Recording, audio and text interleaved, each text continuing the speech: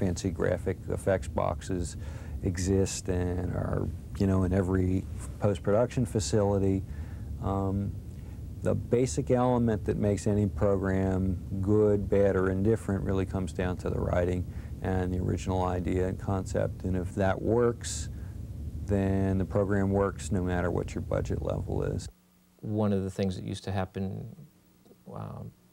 when I was starting out was that we were inventing processes as we went along. It was somebody would come in from the Information Services Department and want to do a program on the new underwriting module that had been installed on the mainframe, and we would say, well, we could do a game show, yeah, or we could do, we could have little cars, or we could do it like little cars on a board that would run down, or a game board. You know, we tended to focus more on, I don't know if this is true, and I may be sorry I said this, but I think we were a little more creative for having to be forced to be stuck in the studio.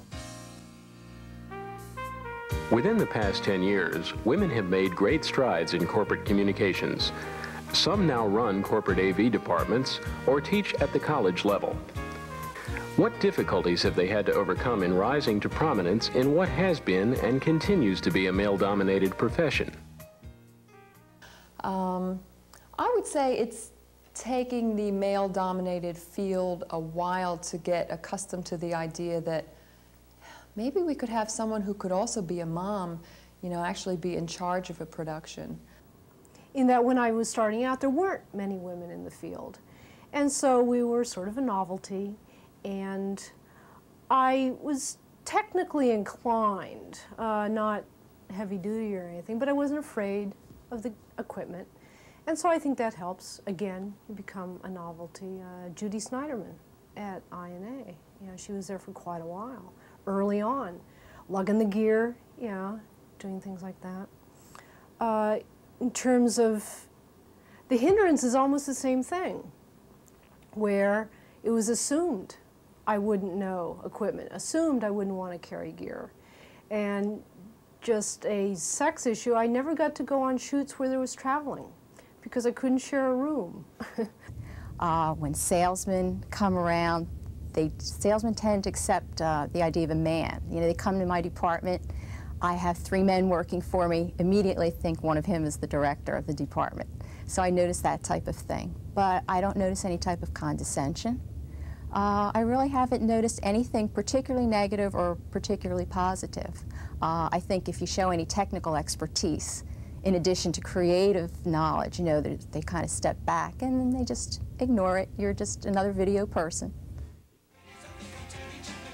The field of television production has the potential for bringing great satisfaction and a sense of accomplishment. And there's really a learning experience when you produce.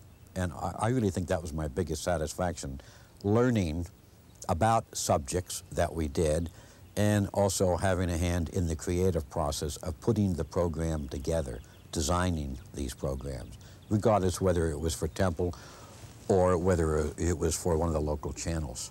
Probably my greatest accomplishment in video production to date has been getting out of video production.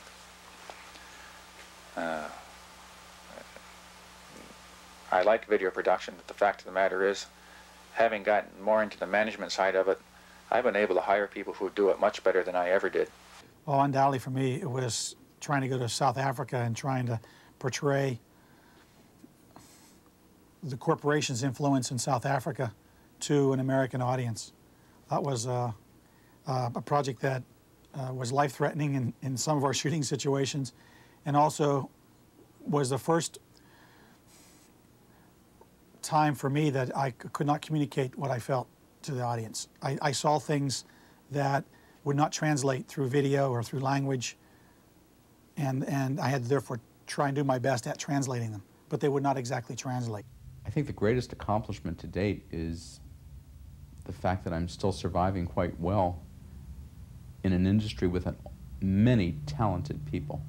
There are people not only in this city but all over the country who are extremely talented. I feel proud to be among them, and I feel happy that I've been able to survive in this business, and I still love it. And every television professional, if he or she has been in the business long enough, has a favorite production story. One that becomes more entertaining with each telling. Here's a story that happened, an OTVS story, and the person will remain anonymous. Shooting a live-on-tape program in studio. A student worker is running shotgun microphone, and he has a little bit of a cold, and he's holding the shotgun microphone like this and breathing. And I say, microphone operator, could you not breathe into the microphone? And he says, okay. I say, if you say another word, you're out of the studio forever. And he says, I'm sorry. I'm trying to think of other funny things which happened. Of course, we used to, when we did our live things at Temple, some live things, we used to get some very funny remarks. And I know I used to, on one production, I would stop the rehearsal of it, and I would say, well, we are doing a course here, and one thing you want to do is smile on camera. So we would start the camera again, and the faculty member would start out and say, good morning, everybody. Today, I am going to talk about archaeology in Central America. When I first started at INA, Bob Cooney was the engineer, and there were IVC 960 recorders, huge, humongous, boat anchor kinds of machines, 1-inch color under system. One day, one of the first programs I was producing there as a fledgling producer, I had recorded something on a 870 in another location and brought it to the studio. Bob put it up on the machines and decided that that the interchange, or I forget exactly what the parameter was, but some sort of interchange parameter needed adjusting. I think it was azimuth. And he got a hammer and a block of wood and went over to the guidepost and put the block of wood on the guidepost and went, whappo! And I was terrified. It was like, what are you doing? And he said, I'm just adjusting the azimuth. And he looked at the scope and wasn't quite right. And pow, one more. And it was, okay, that's fixed. The ones that John Greenstein did, I thought were all funny. And of course, they weren't intended to be funny, like To Help Ourselves, which won awards in Milan, for the obvious reason they didn't understand English over there when they made the judgment on it, and so forth, so forth, so forth. Corporate television production has come a long way in 20 years, and there seems to be a long road ahead. What does the future hold? Well, I think the future of corporate television is really way down on that bottom line budget, that if the use of television and or other media can produce results in terms of economics, I think you will certainly see it, the use of television media more widespread in institutions, in corporations. The whole profession that we're in of business television and is an extremely good and fun profession. And probably the single most satisfying thing over the last 20 years is to see it evolve from that. A lot of people today don't remember when your very existence was questioned and you were not seen as anything serious or valuable to the company, and the whole idea of fooling around with video was just frivolous, and there were more than a handful of executive VPs out to get the studio because it was just a waste.